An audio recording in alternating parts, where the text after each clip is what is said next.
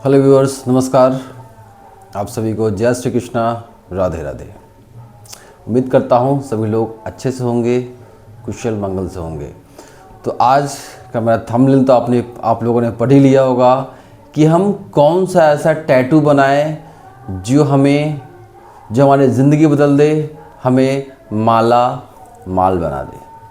आज का ये मेरा विषय है, क्योंकि आप लोगों ने देखा होगा कि बहुत सारे क्रिकेटर्स, सेलिब्रिटी के हाथों में टैटू बना हुआ होता है।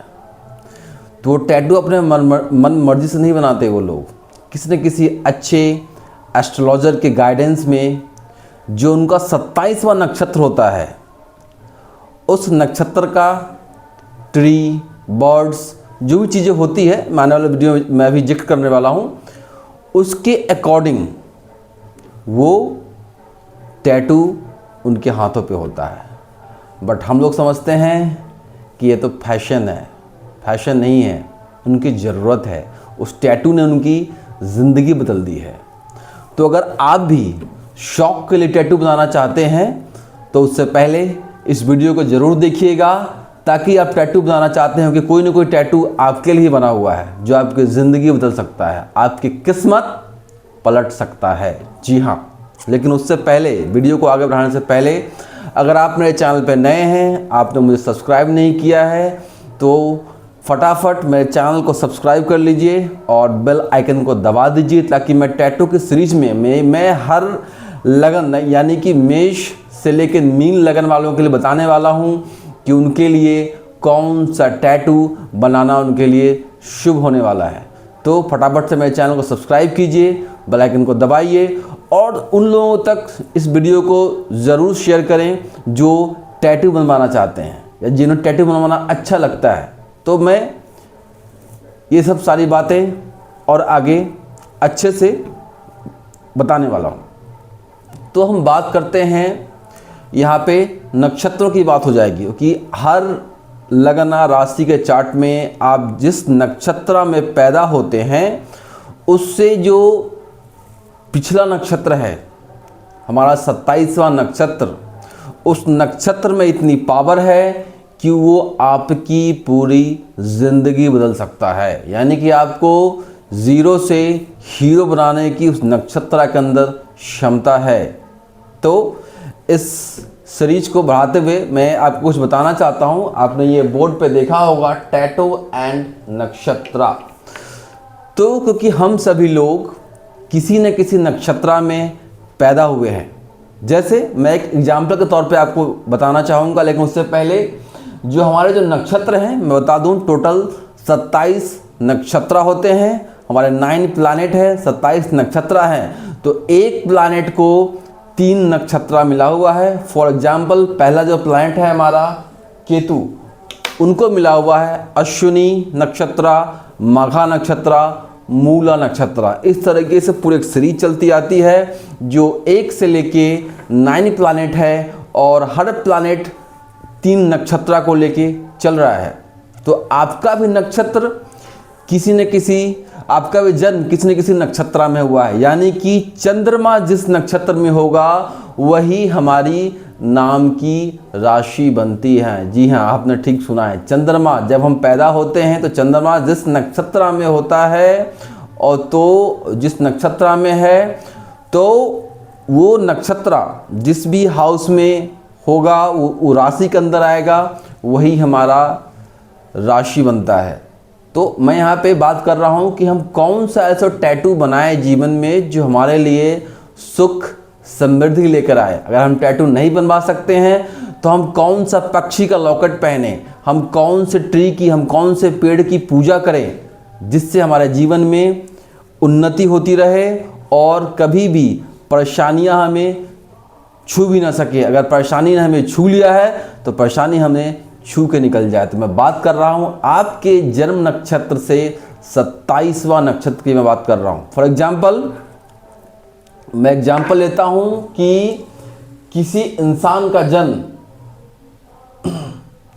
भरणी नक्षत्र में हुआ हो, तो भरणी से काउंट करेंगे तो भरनी से मैंने तो यहाँ पे 7 नक्षत्र का कहीं नाम लिखा है, मैं बता देता हूँ। पहला हो गया आपको अश्विनी, मघा, मूला, केतु का नक्षत्र है। दूसरा है भरनी, पूर्व फाल्गुनी, पूर्वाषाढ़ा, ये शुक्र का नक्षत्र है। तीसरा है कृतिका, उत्तर फाल्गुनी, उत्तराषाढ़ा, ये सन का नक्षत्र होता है। चौथा है रोहिणी, हस्ता, श्रवणा, मून का नक्षत्र है। पांचवा है मृगशिरा, चित्रा, धनिष्ठा, ये मार्च का नक्षत्र होता है। छठा है आद्रा, स्वाति, शतभिषा, ये राहु का नक्षत्र है। जी हाँ, राहु देव अभी इसी नक्षत्र में गोचर कर रहे हैं। इस वीडियो को आपने काफ़ी देखा होगा जो मैंने बताई है। और 7वां नक्षत्र है पुनर्वसु, विशाखा, पूर्वा भाद्रपद, जुपिटर का नक्षत्र है। और 8वां आएगा पुष्य, अनुराधा, उत्तर भाद्रपद, ये शनिदेव का नक्षत्र होता है। और आज जो हमारा जो 9वां नक्षत्र है वो है मरकरी का, अश्लेषा, ज्येष्ठा, रेवती।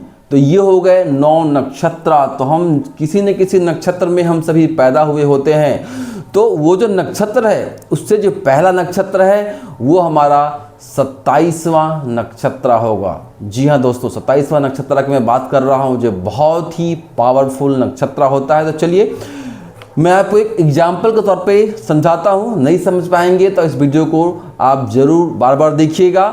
और मैं इस वीडियो के एंड में आपको रेमेडी भी बताने वाला हूं कि अगर आप जीवन में किसी परिस्थिति में फंसे हुए हैं, आप उससे बाहर नहीं निकल पा रहे हैं, तो आपका भी जो 27वां नक्षत्र है उससे रिलेटेड आप जो सामान है, इंस्ट्रूमेंट्स हैं, पेड़ पौधे हैं, फल हैं, उससे रिलेटेड टैटूज हैं, इसको बना के आप उस सारी समस्याओं से जीवन में बाहर निकल सकते हैं और हर फील्ड में आप सक्सेस पा सकते हैं। तो मैं बात कर रहा था कि किसी बंदे का जन्म शुक्र के नक्षत्र में हुआ, उसका जन्म नक्षत्र मान लीजिए भरनी हुआ।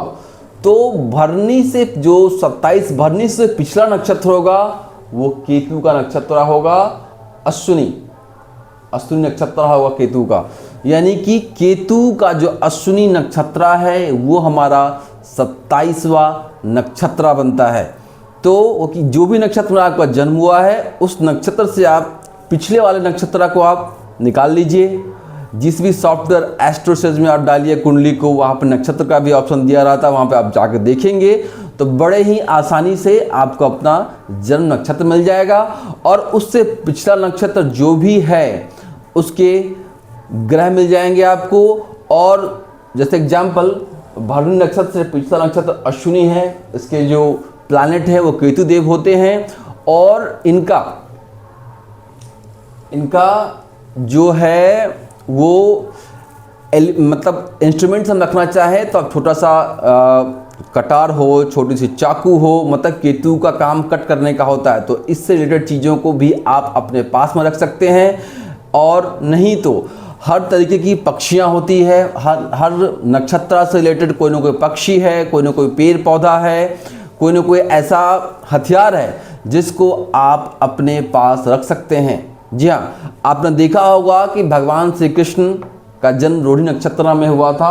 और उससे पहले जो 27वां नक्षत्र है वो कृतिका नक्षत्र है। और कृतिका नक्षत्र का जो पक्षी है वो मोर है, इसीलिए उनके लिए काफ़ी लकी था। तो हमेशा अपने मुकुट पे अपने पास वो मोर पंख को रखा करते थे जीवन में तरक्की पाने के लिए, उन्नति पाने के लिए। ठीक है, अब मान के चलिए किसी का जन्म, एक एग्जाम्पल और लेता हूँ, किसी का जन्म पूर्व फाल्गुनी नक्षत्र में हुआ है तो उसका 27वां नक्षत्र हुआ मघा नक्षत्र।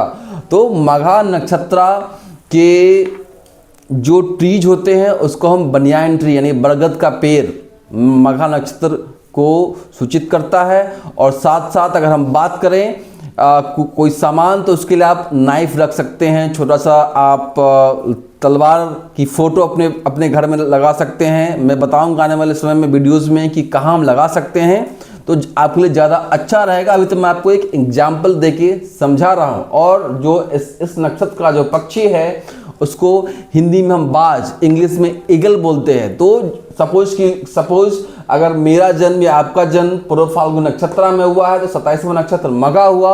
और मघा नक्षत्र का जो बर्ड्स है वो है आपका ईगल, मेल ईगल। तो हम चाहें तो, और मैं आपको वीडियो में यही बताने वाला हूँ कि हम कौन सी बॉडी के किस पार्ट पे हमारे लिए टैटू बनाना ज़्यादा फ़ायदेमंद रहेगा। तो आने वाले सीरीज में मैं आपको सब कुछ बताने वाला हूँ, तो बिल्कुल इसको मिस मत कीजिएगा। तो ये जो मघा नक्षत्र है, इसका बर्ड्स होता है ईगल। तो ईगल का टैटू आप अपने राइट हैंड, लेफ्ट हैंड पे भी आप बना सकते हैं, क्योंकि हर नक्षत्र का कोई ना कोई बर्ड्स है। उस बर्ड्स का टैटू बना के आप अपने जीवन में हर समस्या से बाहर निकल सकते हैं और बड़े ही आसानी से आप किसी भी बैटल को आप जीत सकते हैं। तो आज जो मेरा सीरीज है, मैं यही बताना चाह रहा था आप सभी लोगों को कि हर कोई आजकल लाइफ में बॉयफ्रेंड है तो गर्लफ्रेंड की टैटू बनवा रहा है, गर्लफ्रेंड है तो बॉयफ्रेंड की टैटू बनवाना चाहते हैं। तो भाई बनवाना ही है, टैटू है आपको, तो आप थोड़ी सी आपको जानकारी हो इन सब चीज़ों के बारे में, तो आप वो टैटू क्यों न बनाएं जो टैटू आपकी ज़िंदगी बदल दे। इसी विषय पे कुछ लोगों का कमेंट्स भी आया था, तो मैंने वीडियो बनाया है। और जिन लोगों को नहीं पता है, जो लोग मुझसे कुंडली विश्लेषण करवाना चाहते हैं, तो मेरा व्हाट्सअप नंबर आपको यूट्यूब चैनल पे मिल जाएगा। वहाँ से आप लेके मुझसे अपनी कुंडली विश्लेषण भी करवा सकते हैं। और आप ये भी पूछ सकते हैं कि आपके लिए कौन सा टैटू, कौन सा क्या चीज़ें हम अपने जेब में लेके चलें, हम कौन सा लॉकेट पहने जो हमारे लिए जीवन में उन्नति का कारण बनेगा। तो आप कुंडली विश्लेषण करवा के ये अपनी पर्सनल चीज़ें आप मुझसे जान सकते हैं। तो ये रहा हमारा टैटू का सीरीज, मैंने आपको बताया है। आपको जानकारी अच्छी लगी तो मेरे कमेंट सेक्शन में आके मुझे ज़रूर लिखिए जय श्री कृष्णा, राधे राधे, ताकि मैं टैटू के सीरीज में मैं ये बताने वाला हूँ एक एक नक्षत्र के बारे में, एक एक कि किस नक्षत्र का कौन सा पौधा है, आप उसकी घर में उसको गमले में लगा के उसकी पूजा कर सकते हैं। जीवन में उन्नति पाने के लिए कौन सा वो बर्ड्स है, कौन सा एनिमल्स है जिसको आप फीड करके, खाना खिला के भी आप जीवन में उन्नति पा सकते हैं।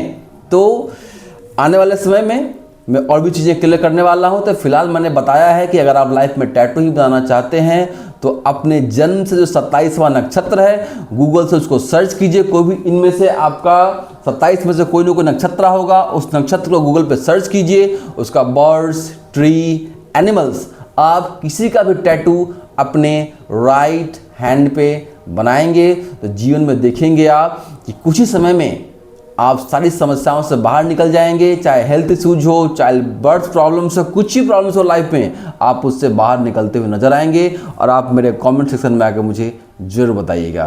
तो आज के लिए इतना ही। फिर मैं अब अगली सीरीज में मैं बताऊंगा किस नक्षत्र के लिए कौन सा बर्ड सूटेबल है, कौन सा क्या है, कौन सा एनिमल्स है। तो फिलहाल के लिए इतना ही, मिलते हैं अगले वीडियो में।